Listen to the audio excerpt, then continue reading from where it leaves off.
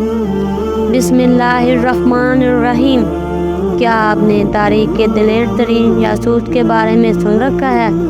आए मैं आपको बताती हूँ। सैयदना साद अबी वकास रज़ी अल्लाह ताला अन्हा ने 7 अफराद लश्कर फ़ार्स के बारे में मालूमात इकट्ठा करने के लिए भेजे और इन्हें हुक्म दिया कि अगर मुमकिन हो सके तो इस लश्कर के एक आदमी को गिरफ्तार करके ले आएं।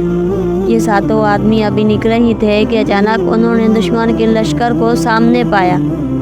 जबकि उनका ये गुमान था कि लश्कर अभी दूर है, उन्होंने आपस में मशवरा करके वापस पलटने का फैसला किया। मगर इनमें से एक आदमी ने अमीर लश्कर की जानिब से जिम्मा लगाई गई मुहिम को सर अंजाम दिए बगैर वापस लौटने से इनकार कर दिया।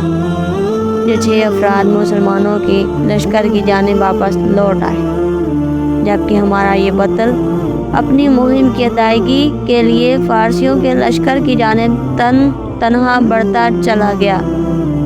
उन्होंने लश्कर के गिर्द एक चक्कर लगाया और अंदर दाखिल होने के लिए पानी के नालों का इंतखाब किया और इसमें से गुजरता हुआ फ़ारसी लश्कर के हर अव्वल दस्तों तक जा पहुंचा, जो कि 40,000 लड़ाकों पर मुश्तमिल थे।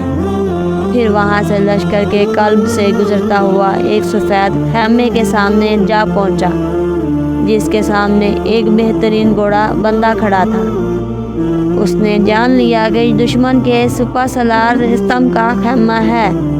चुनाचे ये अपनी जगह पर इंतज़ार करते रहे यहाँ तक कि रात ग्यारी हो गई। रात का काफ़ी हिस्सा छा जाने पर ये खैमे की जानिब गए। तलवार के ज़रिए खैमे की रस्सियों को काट डाला, जिसकी वजह से खैमा रुस्तम और खैमे में मौजूद अफराद पर गिर पड़ा। घोड़े की रस्सी काटी और घोड़े पर सवार होकर निकल पड़े। इससे इनका मकसद फ़ारसियों की तस्दीक और इनके दिल में रोब पैदा करना था। घोड़ा लेकर जब फरार हुए तो घुड़सवार दस्ते ने इनका पीछा किया।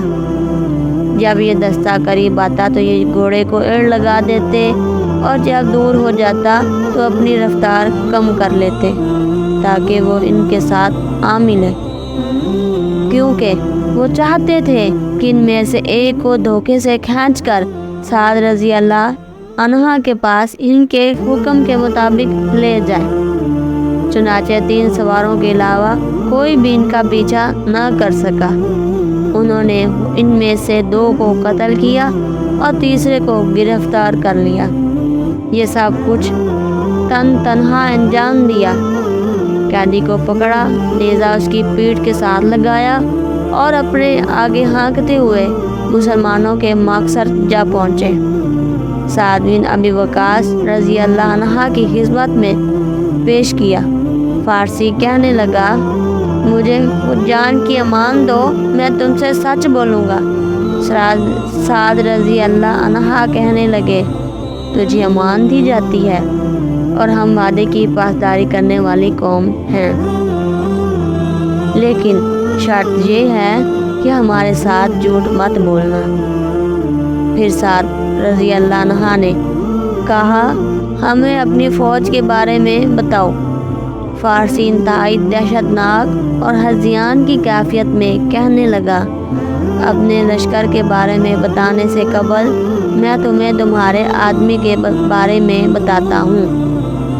कहने लगा, ये आदमी हमने इस जैसा शख्स आज तक नहीं देखा।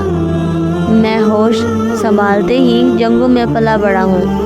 इस आदमी ने 2 फौजी छानियों को अबूर किया, जिन्हें बड़ी फौज भी अबूर ना कर सकती थी। फिर सलार लश्कर का खैमा काटा, इसका घोड़ा भगा कर ले उड़ा। घुड़सवार दस्ते ने इसका पीछा किया, जिनमें से महज 3 ही इनका गिर्द को पा सके। इनमें से एक मारा गया, जिसे हम 1000 के बराबर समझते थे। फिर दूसरा मारा गया, जो हमारे नज़दीक 1000 अफराद के बराबर था, और दोनों मेरे चाचा के बेटे थे। मैंने इसका पीछा जारी रखा और इन दोनों मकतूलीन के इंतकाम की आग से मेरा सीना ढक रहा था। मेरे इल्म में फ़ारस का कोई ऐसा शख्स नहीं जो क़ुव्वत में मेरा मुकाबला कर सके। اور جب میں اسے ٹکرایا تو موت کو اپنے سر پر منڈلاتے دے پایا۔ چنانچہ میں نے امان طلب کر کے قیدی بننا قبول کر لیا۔ اگر تمہارے پاس اس جیسے اور افراد ہیں تو تمہیں کوئی ہزیمت سے دوچار نہیں کر سکتا۔ پھر اس فارسی نے اسلام قبول کیا۔ کیا آپ جانتے ہیں کہ یہ عظیم بطل کون تھے جنہوں نے لشکر فارس کو دہشت زدہ کیا، ان کے سالار کو رسوا کیا اور ان کی صفوں میں نقب لگا کر واپس آ گئے؟ یہ طلحہ بن خویلد الاسدی رضی اللہ تعالی عنہ تھے۔ سبحان اللہ، سبحان اللہ۔